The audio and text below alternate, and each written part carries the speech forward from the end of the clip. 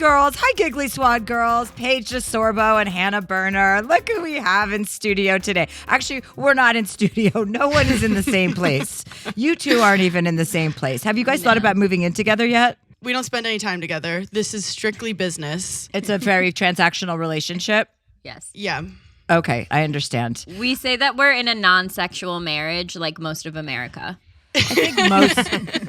I think most married people are not having sex. Well, Hannah's married. I find one of the most surprising things about you, Hannah, is that you're married, and I kind of object to it. Quite frankly. Chelsea, it's so embarrassing, and I feel like we'd be better friends if I wasn't married. I think you would have a lot more friends if you weren't married. I feel like it's pretty much it's like when I had a friend recently who got pregnant unexpectedly. And I was like, "We're so sorry." Yeah, I was like, "You can't. Are you going to keep it?" And she's like, "I've been thinking about it." I'm like, "Definitely don't. Like, look at the world. It's a disaster. What are you going to do with that baby?" And then she did decide to keep it. And you're like, "Hey!" And all of the other part of this group, friend group, we were having dinner. And I was like, is anyone else kind of bummed about this baby? And both of the women who are mothers were like, yeah, we're disappointed that she's having a baby too. Like, we're all in concert. Everyone is in agreement except the woman having the baby. Well, it's true. It changes friend dynamics. Paige has this thing where she's like, you can't have a baby until I have a baby. Yeah, but that's where I'm drawing the line. Yeah, but she's newly single. So I'm like, okay, well, like, my husband's old, so he's running out of time. But, yeah, your husband is just like this like ghost-like figure. Where is this person? I actually wanted him to say hi, but then I shoot him out. Yeah, I don't want to ever see him. I don't ever want to see him. It's better. No. So when Hannah got married, she literally didn't post a single picture of her husband. It was just pictures of Hannah in her wedding dress. See, but you know what, Chelsea? We did reality TV for a second, and he was on it for like a second, and it's one of the biggest mistakes I've ever made in my life, and I just don't want to subject anyone I love to my shit. Do you know what I mean? That's nice. And I don't want to be subjected to him either, quite frankly. Oh, you know what I mean? Yeah. I want more of you and less of him. There's a comic, Erica Rhodes, she just posted something like, your friend's in a good relationship when you barely know her husband's name. Yes. Like, your friend who's always talking about the guy, you're like, I think you're going to murder him at this point. Yeah. No, So I've met Des 4 times. It's also good. It's also good to be like low key married because you don't have you're not really dealing with that aspect of things on top of your career. You're not also going out with having like turbulent relationships, which is what would be happening anyway, ups That's and the downs. one pro. So that's a good thing about being married is you don't have to date. It's less bad than having a kid. Literally, Chelsea, I don't have to worry about the dating apps and what do I text this guy, emoji or no emoji, because I was in the weeds with that back in the day. I know. I'm sure you are. You guys, I read your book. Girls have a new book. First of all, you know them from the Giggly Squad. They have a new book called How to Giggle, which is them talking about their high levels of stupidity, also in concert with all of the things that have made them successful thus far, which is like one chapter is about it's called How to Be Delulu, which is short for what generation are you guys? You guys are Gen Z? No, we're millennials. You're millennials. Okay. So we're hardcore millennials. You guys are, I don't know what generation is what.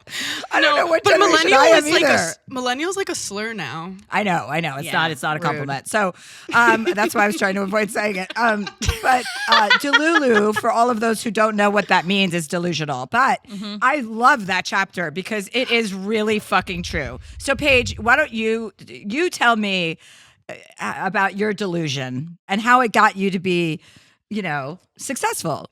No, I really think that I'm when I would a Coors Light, by the way. Sorry. As you should. I think that when I started on social media, I wasn't nervous to start because I truly was delusional. I was too dumb to think of people judging me. It never crossed my mind. Yes. So when Instagram came out and it was you have to have a following to get anywhere in life, I was like, oh, well, I have to try and get a following. So when I would put Instagram videos out, I wouldn't even think of haters. It wasn't even on my mind at that time. And because I was just delusional, like I didn't think anyone would dislike me until I went on reality TV, and then I was like, "Oh, okay, I get it." Yeah, you can be disliked on a nice big level. So you two met on you two met on Summer House. We met like the year prior, but like very briefly. But yeah, then we re-met on Summer House and became clicked. Best friends. We were the two new girls, so like you walk into an already established like friend group. And we were so scared. Yeah. And like we've never shot reality TV before. So we had this kind of trauma bond. But you know when you look at another girl and you make eye contact and you're like, oh, she's on the same page as me. Like this is fucking crazy. And so it really was a trauma bond that I think makes people closest.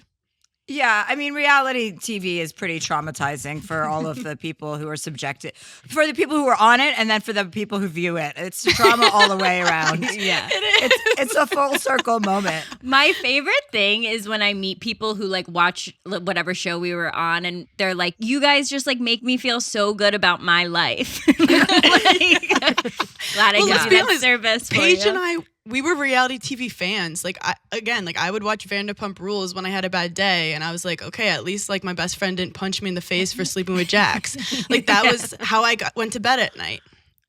Yeah, I wanna circle back to the delusion part because you talk about it too, Hannah, in the chapter. They each speak on everything in both chapters, and I mean they both.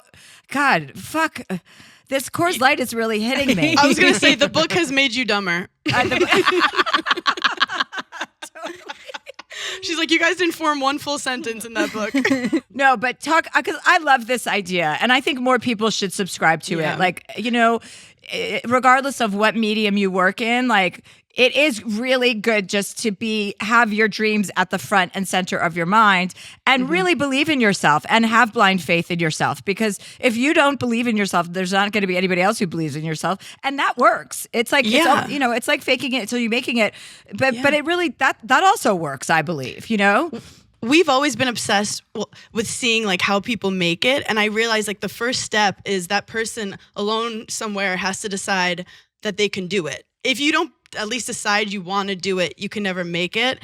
And it's been fascinating to see like the delusion is like the fun part, but it's really just being brave. And it's just saying, if you want to do something, like say it out loud and go for it, because so many people will sit back and complain why something didn't happen to them. And it's like, but you didn't even try. Yeah. And I think like I think Hannah is very much like, that's the other part of our book. Like we are best friends. I wouldn't do half the things I do if I didn't have Hannah. Like I would never go and do like a live tour. Like I don't know how you guys do stand up like by yourself on the stage. Like that makes me so anxious. And so like when we do our like live shows, I would not be able to do it without her, like knowing she's on the stage with me. Yeah, you talk about having a panic attack before one of the shows, right? So when you guys go on stage, you're not doing stand-up, right? You guys are just doing your podcast or...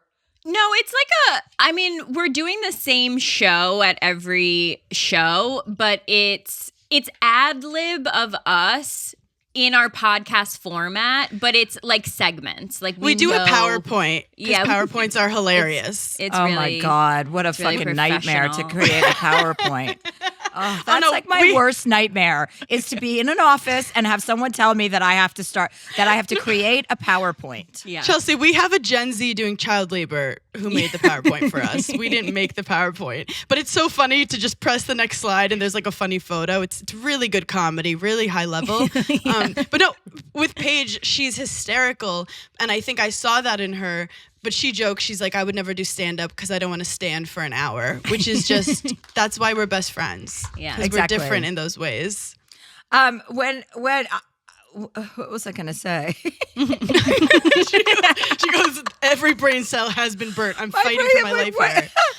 But Chelsea, even like what you've done and with stand-up, like there wasn't women in late night talk shows everywhere to see. Like you had to first consciously decide that can be me. Yeah. And you didn't, no one like forced you into it. It was you. And then even women doing stand up, like us taking up space is us having to be brave and not caring what people think. Yeah, absolutely. You do. I mean, it's hard to navigate because people who people assume that if you are acting in a brave way, you don't give a shit what anyone thinks. That's not true. Of course, you care what people think. No, we cry.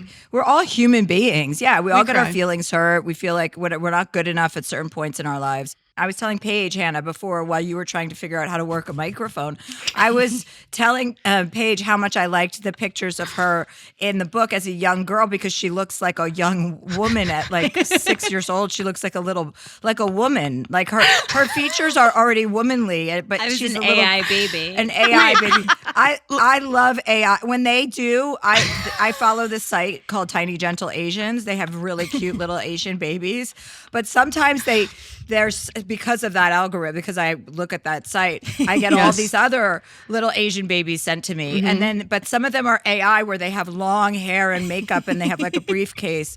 And you're like, where are they going to, like women, like little women. They're going to work. Yeah, I love what they're going Chelsea's to like, work. I don't want babies, but I do want little AI I love babies. looking at babies. Oh God, I love them. Especially real big ones. Like when they're oversized. Chunky? Yeah, chunky. oversized. If you're gonna be like, I just don't understand why anybody ever has a thin baby. The whole point is to have meat. You know what I mean?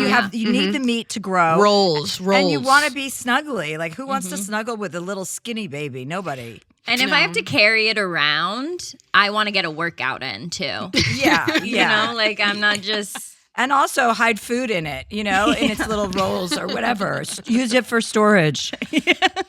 I wanted to jiggle when it laughs. But Paige was she was a limited 2 model. Like she was the girl in the magazine. Your baby, your baby was a limited edition baby. I was like the Fabio of teen novels. Like when I was 12 to 14, I was on every teen novel cover. Never read one of them. No. Oh, really? Really? Yeah. Oh, interesting. So you were, that's so funny. How many teen novels can they put you on?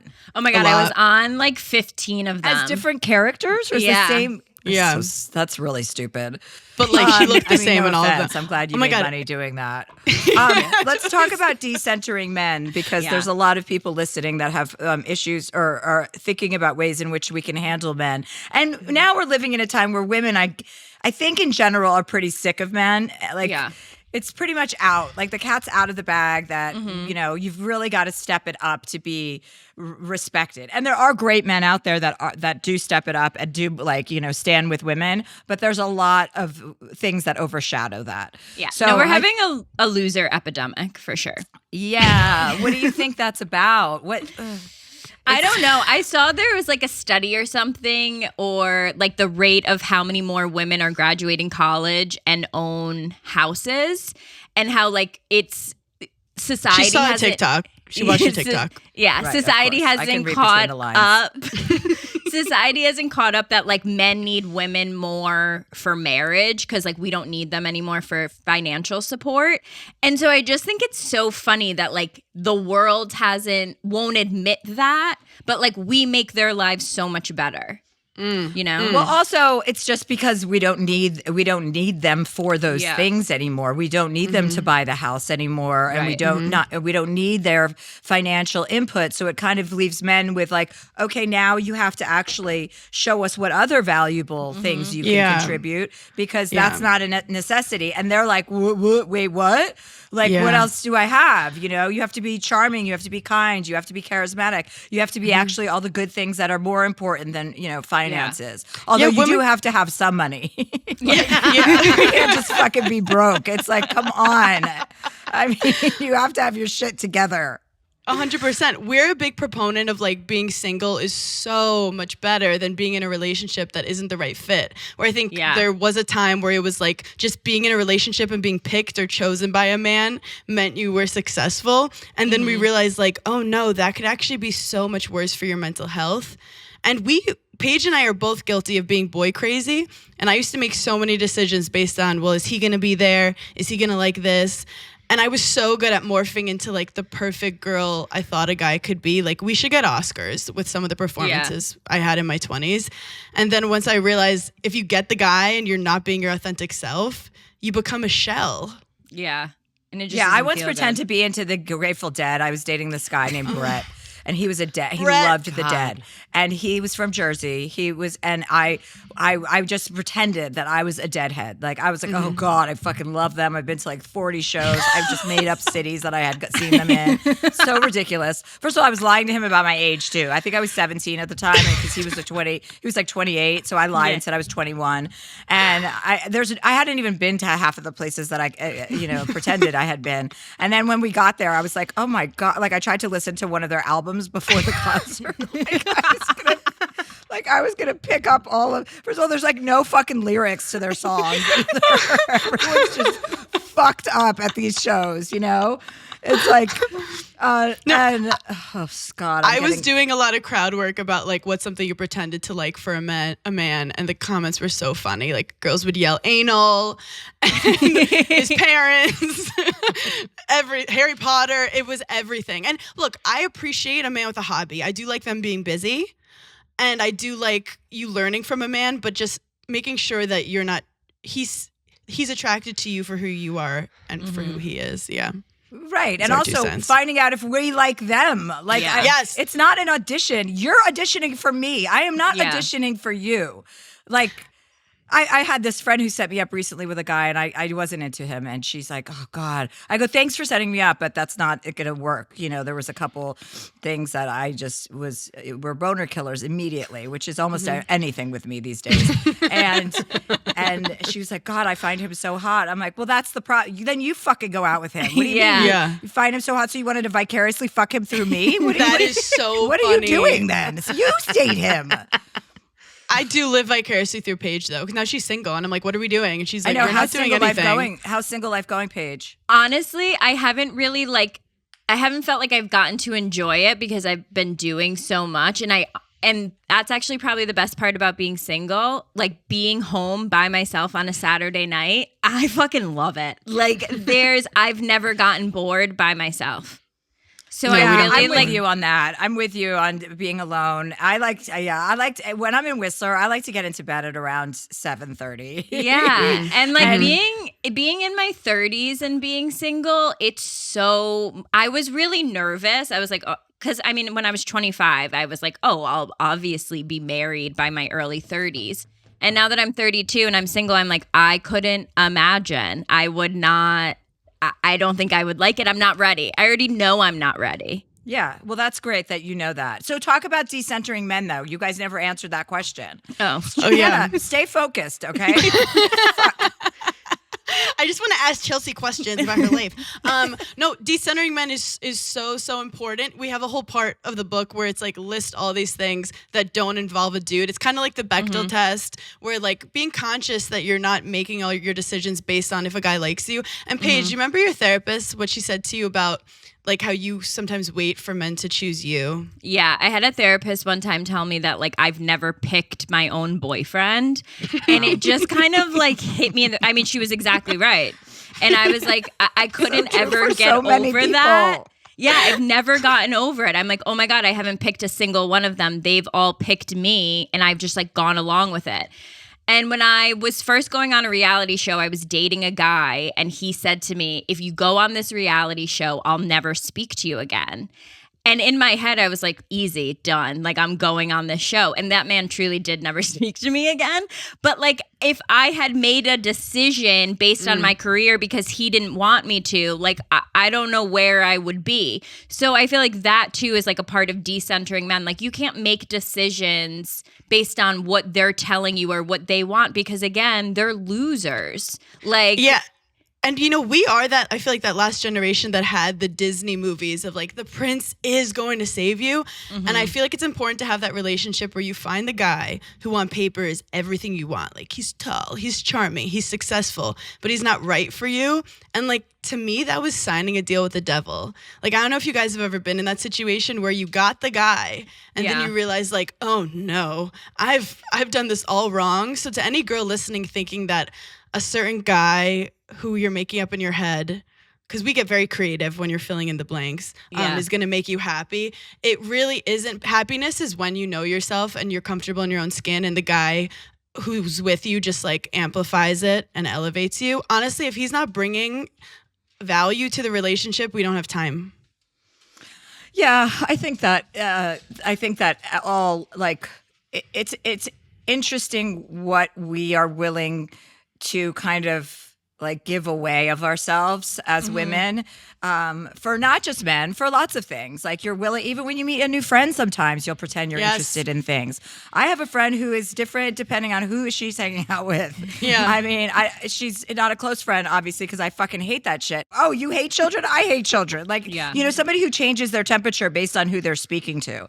And I think women could do that a lot because we just always are trying to please people. But it is very empowering to finally step back as a woman at whatever age you are and realize, oh, actually, I'm the one, like, I have to choose. I'm choosing to be your friend. I'm choosing to be going on a date with you and being the one that is behind those choices. Yeah, people around you, I'm just saying therapy speak now, but Paige and I have been deep in therapy. Do you guys go to therapy together? Because you should. We haven't, we but I heard a haven't. lot of podcast duos do. Yeah. Paige and I weirdly don't fight about anything. Like, That's okay, nice. we did That's fight. not weird at all, by the way. We nice. fought about one thing, and I haven't really let it go. We Hannah's hosted. husband. We hosted the. That was fucked up that day. We hosted the Vanity Fair Oscar red carpet, and I had a dress on that had a slit on my right side, and so like which you should have thought about. And so, like, I really needed to stand on a certain side, but it's Hannah's bad side. And yeah. Paige doesn't have a bad side. And she wouldn't let me stand on that side. And I death stared her the entire time. Oh, yeah. I Which could is your feel good side? the heat. Which is your good side, Hannah? My left side is my good side. The other side is like Monsters Report Inc. Yes. Yeah, Paige, you don't seem like you have a bad side. So that's why I was like, I don't she's care like a that you have a perfect- slit in your little princess dress, bitch. Right. Get to your side because I don't want to she get fired from this literally- gig. She looked at me like she was my child and like I was sending her off to summer camp for 7 months. Like she looked at me and she was like, I'll literally die if you make me stand on this side. And I was like, okay. We're very like low priority friends. Like, you know those friends where they're always looking for a problem? Like, you know, you can't make dinner and they're like, you always do. Like they make things into bigger things. Where we're low maintenance friends. We're very low maintenance friends. Yeah. Yeah, it's really hard to have high maintenance friends in this, in this climate. in this political climate, friends. Political climate, it's hard to stay in touch with anybody. Enough to do. We're fighting for our fucking lives right now. What do Save you yourself. girls talk a lot? We are fighting for our lives. You girls talk a lot about. We're about to just be disenfranchised from voting completely. So, especially married people. So there you go, Hannah. Again, another winner.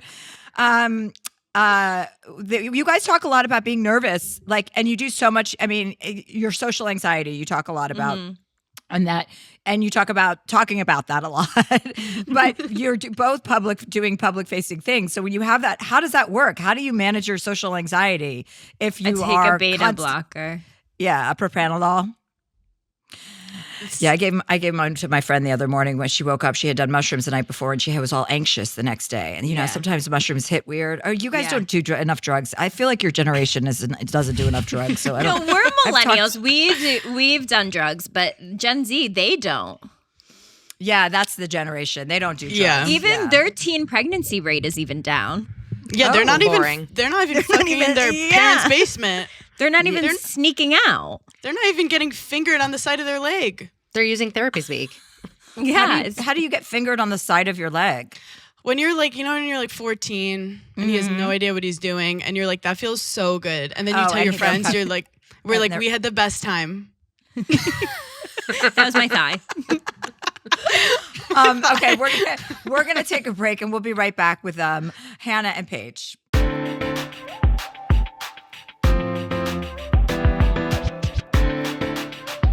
And we're back with Hannah and Paige from the Giggly Squad. We're talking about their new book, How to Giggle. Catherine, we're gonna take some callers, and I'm Yes. sure you guys could give your sagacious advice. All right. Well, our first question is just an email. She's not joining us, but it comes from Carrie. She says, Dear Chelsea, I'm writing to ask an etiquette question regarding my nephew's wedding. The wedding invitations arrived, and my grown daughter, 27 years old, was invited. However, her partner, with whom she shares a home and a child, was not included. The 2-year-old was not on the invitation either, which I understand it'll be an adults-only event, but I'm confused why her partner is not included, as they've been together for 5 years. I can only assume it's because they're not married. Should I say something or just let it be? I do not think my daughter will attend without her person. Thank you, Carrie. That's weird. Yeah. I thought the rule was over 18, you get a +1. Well, not everybody invites you with a +1 but if you know somebody has a partner, they should be invited. Yeah, and they have a fucking baby together. That is weird. I would say something. Weird. I would say something, but I say something about everything. So what do you girls think? I would say something. It's worth throw it out there. Was this the mom, by the way? This is the mom. Yes, the daughter is the mom. Get your mom to call her. Yeah. Get your mom to deal with that. Exactly, for sure. But also lose the baby. Don't include the baby in that invitation. Nobody wants them there. Yeah, so. fuck that baby. I do think moms sometimes want to like make it more drama than it actually is. Like it might actually have just been an oversight. Like maybe someone was helping with the invitations and left off, So, I mean, act like, oh, maybe this was just an oversight. Like they forgot to put his name on. That. Yeah. But definitely bring it up. All the wedding stuff, weddings have become like, I hate to use this word, but chuggy. Like it almost feels like weddings have become like Handmaid's Tale-y to me. I don't know. No, they have a certain like eeriness to them. The dad walking you down the aisle and then you're wearing white. I'm like, he's like, here's my cow. Very outdated in my opinion, weddings. It's like, let's update this. Exactly. I felt awkward during mine, but it was fun. Mm-hmm. Okay, you keep telling yourself that, Hannah. I'm going to be divorced by the end of this. Paige just black out. Wait, it was the night I decided to try whiskey sours for the first time, and I was like, I fucking love these. Oh my God, I did that at my sister's wedding. I was like 16 years old, and I went up to the bartender. We were on Martha's Vineyard, and I was like, what is a drink that is going to fucking get me fucked up? And I was 16 in my Laura Ashley bridesmaid dress, and he's like, Long Island iced tea. I had 7. My father carried me up to my sister's honeymoon suite and put me in bed at like 7:30 at night and said, don't come down to the wedding again. That was I'm me and obsessed Hannah's. with that. That was when I fell in love with alcohol. I was like, I can use this to avoid weddings, then for sure. And you get carried? That's amazing. Yeah, I want to get carried absolutely. everywhere. We actually, at my wedding, we planned for Paige to catch the bouquet, so we like fully cheated. Fully like quarterback, like I called the shots. But it's now. And really just because I didn't want anyone else to catch it, not because I wanted to get married next. I was just like, no one's catching my best friend's bouquet. Right. Well, this video's going viral of the bouquet being thrown and all these girls running away from it. Like, that's the theme now. Like, I don't want to get married next. Oh, that's cute. I like that. Yeah. Trying not to get hit with the bouquet is the new game. Mm-hmm. There you go. And you just try to peg your friends like Dad, dodgeball. you're it. Yeah. That's actually, that's an ominous, it's an ominous warning. Yes. Well, our next caller is Nora, and she had a toxic ex reach back out to her. So she says, Dear Chelsea, I had one of the most heartbreaking breakups last summer, a couple days before my birthday. It all started with me going out sailing with my boyfriend, having a great time, about to say I love you to him for the first time when he stopped me mid-sentence and said, don't say it. And then long story short, she got wasted and got him banned from like his yacht club. Then he proceeded to ghost me for 2 days and blow off the dinner I had planned with him and a friend. After my friend left, he broke up with me via text. We continued to talk here and there the following month. He'd say how he missed our sushi nights together. Then one morning he texted me saying we needed to cut ties because I drunk texted him the night before. Not more than 10 minutes later, he posted a picture on Instagram of his new girlfriend saying how he knew right away he found someone special. It felt like a slap in the face because he claimed he didn't want me to post us together because I haven't met his 11-year-old daughter yet. This was a lie since he posted the new girlfriend a week after meeting and also met his daughter the first week. Meanwhile, we dated for over 6 months and he never introduced me to her. I never felt so hurt or disrespected. I was planning to let the air out of his tires, but saw his new girlfriend's car in the driveway and not his. I got mad and pushed over all his lawn furniture and went home. I also signed him up for every cult and weird religion out there when I was high with my friend one night. We blocked each other since, but recently he's reached out via Instagram to ask how I was doing and say that he was sorry for the way things ended. I told him I'm not ready to be friends or talk to him. I ended up blocking him because I didn't trust myself. However, hearing from him has brought back all the feelings I felt for him before the breakup, as well as sadness and anger I felt after the breakup. I feel like sometimes I like the drama, and secretly I would love if he wanted to get back with me, even though I know deep down I shouldn't. Any advice on how to move forward and not let this affect my dating life? Nora. I love your voice. I could listen to you read stories, I feel like, all day. Oh, thanks, Paige. Hi, Nora. How are you? Hi, how are you? She's here. That's hi, Nora. Surprise. Yes, this is Nora. Tipsy Doodles. My God. Hello, Nora. Say hello to Paige and Hannah. I love you guys. I listen to Giggly Squad literally every week, and my friends are gonna freak out. I'm so glad you guys are the guests because literally thank you so much. I thought guys. you were a producer. I was like, we she's thought you were coming gonna on. fire us. We thought you were on the Zoom to fire us. And Chelsea was just surprising us. Can I She's say an my first thought? interventionist. We're intervening. But this is about your marriage, Hannah. This isn't a podcast. Paige, tell her what we're doing. Yeah. Nora's like, there's a secret family. You need to fucking wake up, Nora, first of all, okay? let's yell at her. You do Yell at not, her, Chelsea. you cannot be attracted to men who treat you badly. Yeah. This is a condition. And if you don't learn it now, you're going to continue to learn this over and over and over again. He is not worthy of you. No man who treats you that way is worthy of you. And regardless of what happened and like posting on Instagram, all of that is garbage. It's all nonsense. He's completely full of shit. Completely full of shit, and just did that to like actively torture you. Like posting it 10 minutes after you spoke is somebody who's actively trying to hurt your feelings. And you're saying that you like that. Well, he was saying that the girl he was dating was like, okay, you need to post something because she was feeling insecure that I was still talking to him. But I'm like, all you need to do is just text me and say, hey, I'm seeing someone and like we can't talk anymore, instead of just post on Instagram, which he knew is what I wanted for the 6 months. But this is all, like, I want to take everything he said to you, all of your communication, put it in a big plastic garbage bag over your head and throw it out the fucking window because none of the details matter. Nothing you said to him and he said to you, you're focusing on the minutia of it and this, like, what did you say and what did he say? It doesn't matter. He's a piece of garbage. He doesn't respect you and he's not careful about your feelings. So that's all, you've got all that information and that's all you need to know to stay away from men like that, because otherwise you keep repeating this nonsense. You know what I mean? And as a woman, I can tell you it's true. You repeat these cycles until you break them. So don't you want to break this cycle and only date men that are going to treat you with respect? Yes. And I have had long-term relationships where I've had boyfriends that treated me with respect. And I mean, sometimes it's just not the right place or they're a little bit boring. I guess I do like the drama a little bit. But we understand playing games. Paige and I love games, and we love getting obsessed with the guy who never lets you fully have him.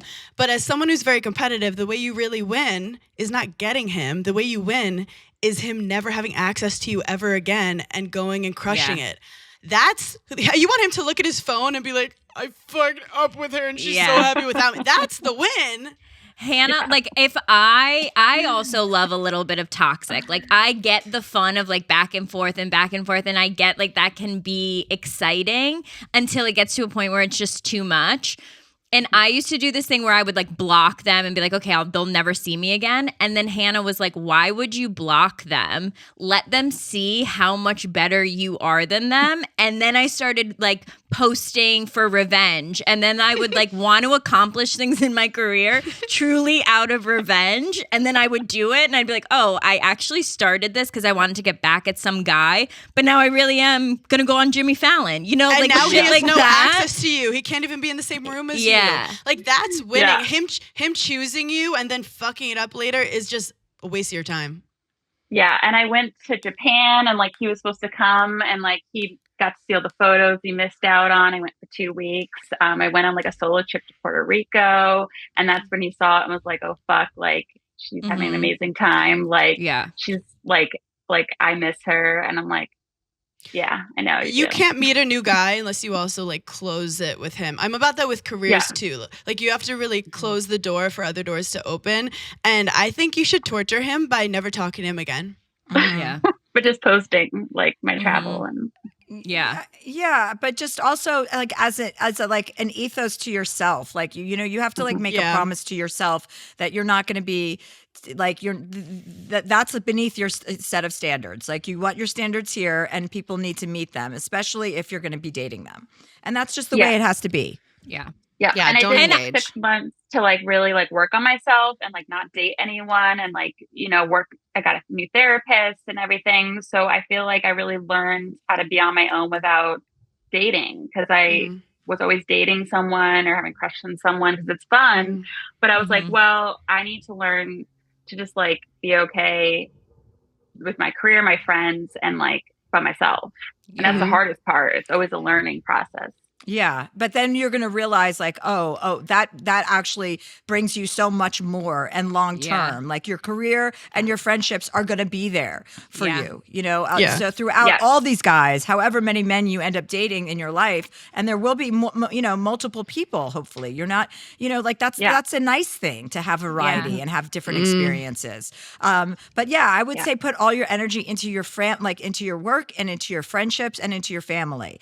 And like, and that's where you're going to get the light back, not from. And I feel like as much fun as it is to like have that toxic relationship sometimes, it's so much more fun when someone's obsessed with you. Like I really do believe that the guy has to like the girl more, and I love that. You know, I love when they're. Also, there's nothing hotter than a guy who's like playing games with you and you don't actually know what he's like. Like you're making up in your head how great this guy is. Yeah. That girl's bored with him. Yeah. Like anytime I see an ex with a new girlfriend, I'm like, oh, I feel so bad for her. She's like a week away from realizing this guy fucking sucks. Yeah. Well, he broke up with her after 2 months because he's like, oh yeah, I was wrong. Leave him out to dry. Leave him to dry. Sorry, I'm yelling, Chelsea. No, it's okay. I funny because she's like, I'm like, what happened to the girl? He's still seeing her. It's like, oh no, like it didn't work out. I was wrong. She's actually like, stop talking to him. Just stop talking to him. Don't engage. One question: how tall is he? I need to know. I literally need to know. 5'5". Okay, that's the only reason you're giving this. Yeah, that's the only. If he was 5'6", would you even be responding? No. No. And he's good in bed too, which is also, I know it's not let's fast forward to if it actually did work out and you're in the kitchen with him one day and he's annoying you and you hate how he breathes and then you remember how he didn't even choose you the first time around. You'll hit him with a kitchen knife, you know? Like, this is not good. Hannah, what's up with the pen in your hand? Are you journaling? What are you doing? I'm taking notes. Just taking air notes. You always tell people to write stuff down, Chelsea. Those are hearts. She's doing that. I was getting work. I was going to take notes, but it turned into hearts and doodles. What were you going to take notes on? She doesn't know what she's talking about. Honestly, it's so ridiculous. Nora, it makes me look official. Nora, thanks for calling in. You need to get your shit together, okay? Like, no more of this bullshit, okay? Okay, just my love life. Everything else is good. Yeah, everything else is good, but like, don't obsess over this guy. I know that's easier said than done, but you just heard us. Like, that's a waste of your time. You're better than that. Yeah. Okay, bye. Okay. Okay. All right. Bye. Okay. Bye. Nora. Bye, guys. We love you. Bye. Love you too. Wait, Chelsea, look at my sweat. No, that's This is how worked up I am. This is what men do to me. I got pissed at that last call. Hannah looks like both of her underarms water just broke.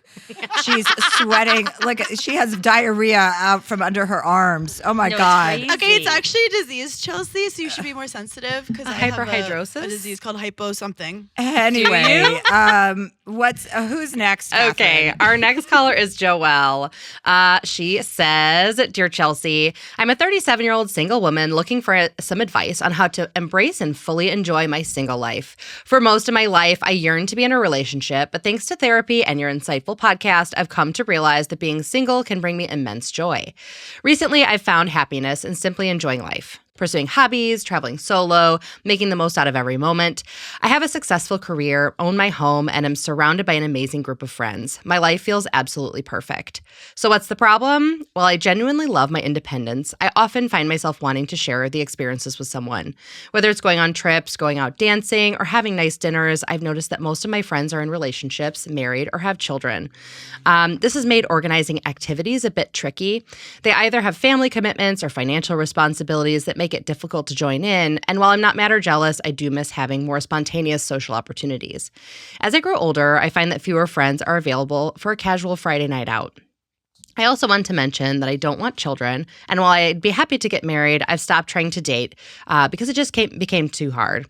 So I'm focusing on living my life to the fullest as a single woman. So I'm reaching out for advice. Should I accept that as the only single gal in my circle, I might have to do most activities alone from now on? Or should I make an effort to find new friends who are more in the same lane as I am right now? Joelle. Hi, Joelle. Hi. Hi, this is Paige and Hannah, our special guests today. Hi, Joelle. Meet you. Hi, guys. This is so great. You guys, I feel like you're perfect to give me advice. Yeah, seriously. I feel like we need to start a forum. There must be some forums out there for people who don't have children who need to band together, right? Like there should be some sort of where you can meet people in your community who also have these same ideas about life. Because you do, first of all, you have to branch out and you have to make some new friends, not replace your friends. Of course, you know, that they can be your friends and you want to maintain friendships with all the people that, you know, are important to you. But yeah, there's plenty of people out there that are doing exactly what you're doing that that aren't into that lifestyle. But how do you go about, where do you live? I'm in Toronto.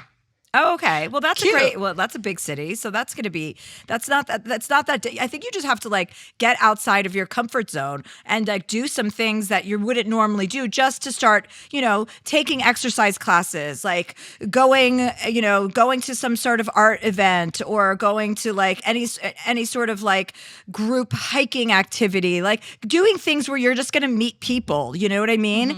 That you wouldn't normally meet in whatever you're doing thus far. What's your social situation like? What do you like to do?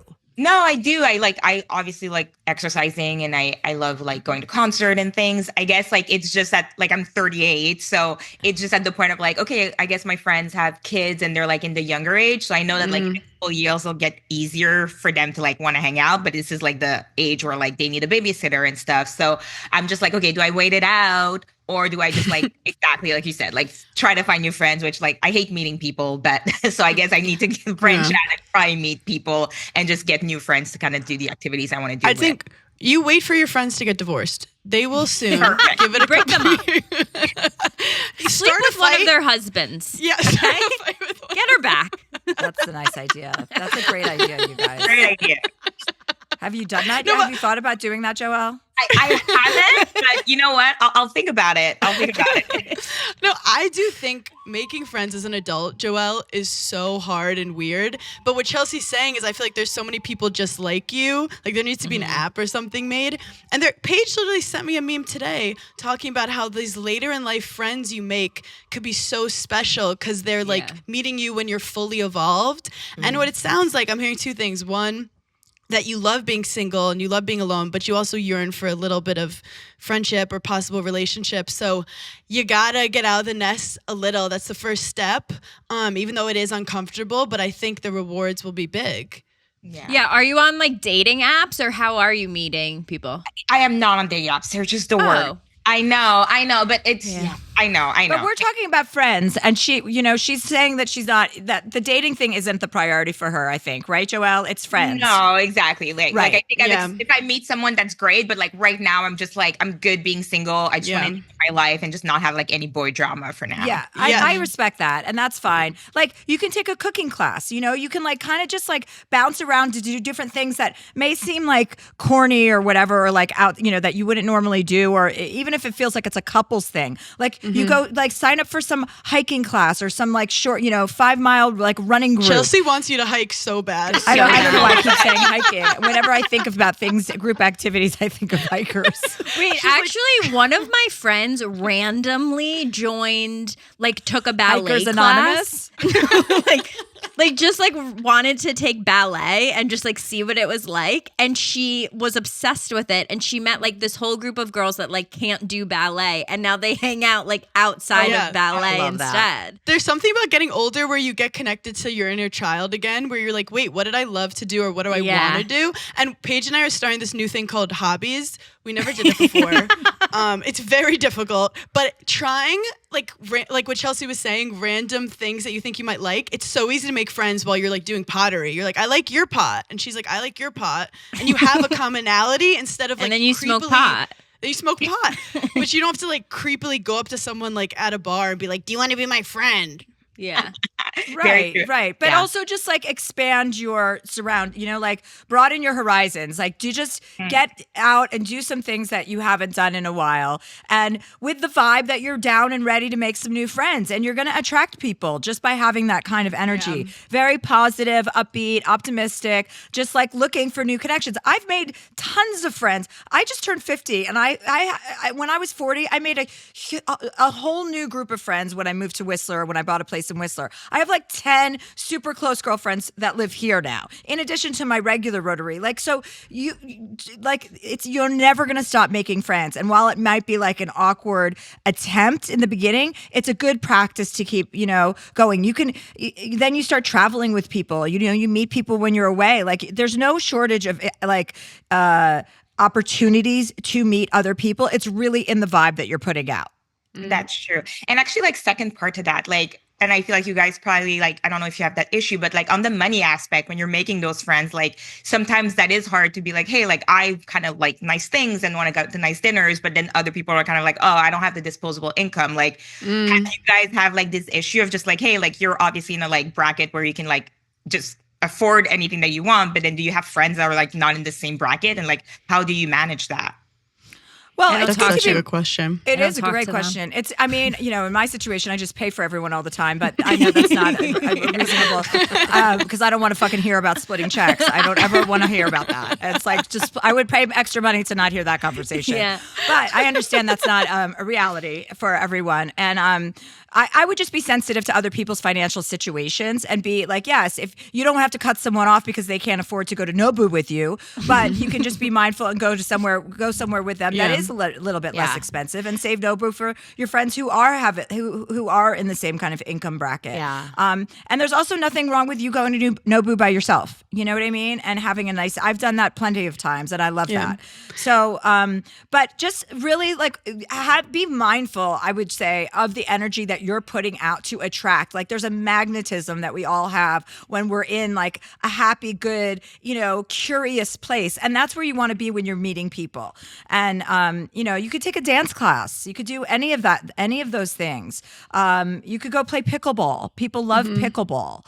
I know. I feel that way about pickleball too. Hannah likes pickleball. No, Hannah hates pickleball. I know, I'm kidding. I haven't played it. She's a proper tennis player. Yeah. So are you, Chels. But I do like having specific friends for things. Like you love sushi, you have your girl you always hit up when you want to go to sushi. Or you have your like girl who likes to do yoga with you or something. So that's okay too, I think, to have those people that you pick for different events. Right. Well, we're just focusing on getting her some new friends, okay? So not right now. She doesn't have 50 to choose from. We want to make her go out and get these friends. And then you can pick ones for specific activities. Chelsea, how do you approach people if you want to be their friend? What do you do? That's a good If question. I want to be someone's friend? Yeah. I'm full right now. I don't have room. I'll give you some of my friends, Joelle. Do you want that? Yeah, just the rich ones, though. Joelle is like, I want some sugar daddies. Sugar mamas. Sometimes when I meet someone and I don't have time for them, like the bandwidth, I give them to my sister. I'm like, I have a new friend that wants a lot from me. Do you want her? So funny. My sister's like, I like her. I'll take her. Great. Once I did invite a bunch of people to a dinner, including Paige, and then I didn't show up, so Paige had to hang out with them. Oh, I love that. I love that. That was the craziest move I've ever seen her pull. I got a cough. I had it all arranged. And Joelle, in the meantime, with your existing friends that you have, be flexible about spending time with them when they can, so that you're not missing them too. And I understand when people have little children, it's really difficult to make those kinds of arrangements, and it is kind of taxing. So, but don't count them out. You can go and hang out over there. I know you don't want to hang out with the kids all the time, but just be a little bit bendable so that it works both ways. Yeah, no, for sure. That's definitely something I can do. Yeah. Okay. So what are you going to do now? What's your plan? Well, I guess I'm gonna go find new friends. I won't do ballet, but I do started playing tennis. So I think that's great. That's perfect. I like That's it. so fun. A yeah. doubles league, you meet so many people. Right. You could join a tennis club. That's such a fun backdrop. Yeah. It's like White Lotus. Yeah. Okay, well, hopefully nobody gets killed, but yeah, no, exactly. Yeah, it's just I guess it's just getting out of my comfort zone, and it was maybe oh, do I wait it out a couple years and see when my friends get available? But yeah, no, as you mentioned, and I also read your book, and I love that part in Whistler when you made all your new friends, your skiing friends. So I was like, yeah, maybe I'm just in the part of my life where I can find new single friends that want to do no. Yeah. I'm always making friends. Seriously. I mean, I know I joke about not wanting any more, but I'm always making new friends. And as you age, I think you get better at making friends. And you also are more discerning about who you choose to be friends with. Very true. Very true. You're a better picker. Yeah. So pick wisely, Joelle. You're going to have lots of people wanting to be friends with you. Amazing. Well, and you have 4 new friends today. Where are your friends? Perfect. Great. You're all hopefully in my tax bracket. So we'll see you in Toronto. I like choosing friends with financial above me financially. You have to choose friends based on their financial situation. Yeah. Send me your tax return, and I'll see if I can make you a friend. That's a reasonable. tax return and a therapy bill. Yes, both. All right, okay, thanks Joelle, so much, thanks Joelle. for calling Thank in. you guys. Have a great day. Thanks, Joelle. Bye. Chelsea, I love how you hold people accountable. You're like, so what are we doing when you leave this call? Yeah. I just feel like women need to know that, you do make friends as you go through life. It's not like you make friends and then that part of your life is over. Yeah. And you have to be willing to do stuff that you don't want to do. I went mountain biking the other day. I mean, I didn't want to do that. No. I don't know what the point of me saying that is, but I just all my friends here, the snow's not that great. And they're like, so I had my bike. I flew my bike up and I was like, oh, and then they were like, okay, we're going to take you mountain biking now because this is what we do when the snow is gone. And I'm like, okay.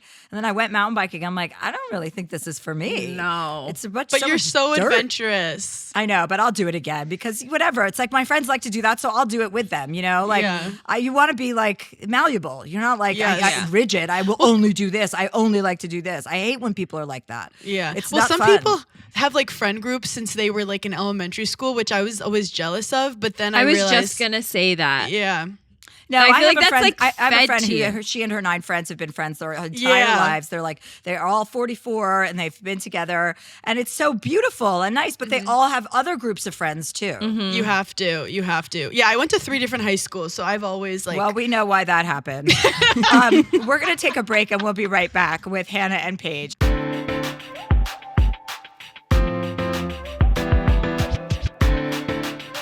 And we're back with Hannah and Paige. Paige DeSorbo and Hannah Berner wrote a new book they wrote it together. They actually wrote the book together, which is called How to Giggle. And they're from the Giggly Squad, right? Which is your podcast that everybody loves. And Chelsea, we were loves to very giggle. inspired by your books. Yeah. Your books. Well, I didn't see that when you shouted out to all of the icons in the book. I didn't see my name there, so that's funny. Although that you're you on the say back that. cover. That's funny you say that. I saw Barbara Corcoran on there, but I didn't see Chelsea Handler. Hannah's obsessed with Barbara Corcoran. It's kind of Clearly, crazy. I haven't heard her name referenced outside of that show ever. I'm like, Barbara Corcoran. I'm like, who is she talking about? Is this a You politician? leave Barbara Corcoran alone, Chelsea. Wait, you have to have her on the pod. I have to find out who she is first. Is she the blonde woman from Shark Tank? She's the short hair. with the short hair. She's a pip. You would like her. But no, Chelsea, we got you to give a quote on the back. That was the only quote I wanted was Chelsea. Well, I don't have that because I got the book electronically, Hannah. So fuck off, okay? So there is no quote from me anywhere to be found. Do you know what your quote is? Do you know what it is?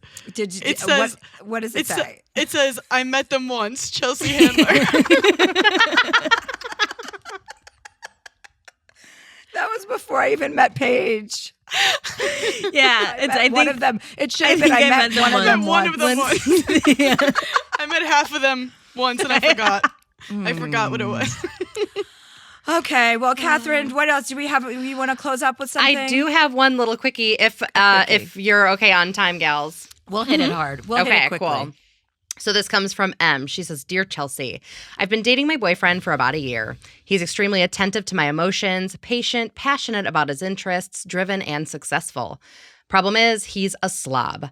Not only are the surfaces in his house always sticky, full of crumbs, and cluttered, but he often forgets to shower after the gym and never puts the toilet seat down after peeing. In the beginning of our relationship, I didn't say anything, but after the first 3 months, I spoke up about how I'd appreciate him cleaning up after himself some more when he's at my house, but it's fallen on deaf ears. I have to keep reminding him. It's frustrating to sometimes feel like I'm being a mom to him, but I can't not speak up when he's leaving the toilet seat up and leaving crumbs and messes everywhere he goes. At least once a week, I wince when he tries to kiss me because of his stench. It's very unattractive. Oh. I love him a lot. He's emotionally mature in ways I've never seen in a man, but will his messiness and general lack of awareness about things that aren't emotional in nature break us up? It's never going to work. Should it? Man is this frustrated? It's over. It's He's the relationship untrained. Find a man who's pre-trained. I'm not potty training so him. gross. I once dated a guy who had a funky smell that came from his gut, I'm assuming. And he didn't smell in the daytime or at night, but in the mornings, I was like, I can't deal with the smell. Like, it was strong. It was like this, his bio gnome moan. His pheromones. Oh my God. Whatever Also- it was. It doesn't go away. Smells don't go away. When someone doesn't, he's like a feral cat. This guy. Also, I feel like not that I'm married or like would know what it's like living with someone or whatever, but I feel like it is those like little day-to-day things that like keep you together. So like, yeah, he can be emotionally intelligent, but like he stinks. Yeah, and I don't care if he's ambitious, he's a literal skunk. Yeah, unless you're running wild in your apartment. Yeah, unless you're planning on removing your nose, like you have to move on and find a different partner. I also have a theory that you will fall in love with your partner's natural scent. And like you two have like a similar smell. I don't know. I made that up, but I feel like it's a thing. No, I think when there is good chemistry, then the smell is good. What you smell smells good to you when there is natural. But clearly that's not working because he's like you get less UTIs and stuff with the right guy. Oh God, that's kind of a thing. Raging UTI right now. Yeah. What'd you say, Catherine? I said that's kind of a thing where like sometimes your like smells don't work together and like you got or whatever. I will also say some of this smacks a little bit of undiagnosed ADHD. So like get him tested and get him on like something and see if that changes. That might be your last ditch effort. Oh yeah, medicate him. Yeah, medicate him, and then maybe he'll start wiping his ass. I mean, maybe. Who knows? And also, like, he doesn't get to kiss you if he hasn't showered. If he's stinky and he wants to kiss you, you could be like, go take a shower, you stink. Ick. Yeah. I mean, he could hire a cleaning lady, but the not showering thing, that's like, I don't know if you're changing that in a person. Whenever we do advice, I always envision it's the same people. So, like, this is the guy who started dating a new girl, and this new girl is calling in about how he smells. That's a great idea for a podcast, actually, Hannah. Yeah. Okay, well, that was an upsetting way to end this episode. That was not what we wanted to go out with, but that's okay. I think it's apropos for our guests today. Paige, I don't mean to be so cutting towards you. This is only directed towards Hannah, okay? I don't know you well enough to treat you this way. So I just want you to know that is all Hannah. No, it is such a privilege to get harassed by Chelsea Handler. That's all I want to do all day long. Put your arms up for a sec, will you please? Both arms. Both arms. There we go.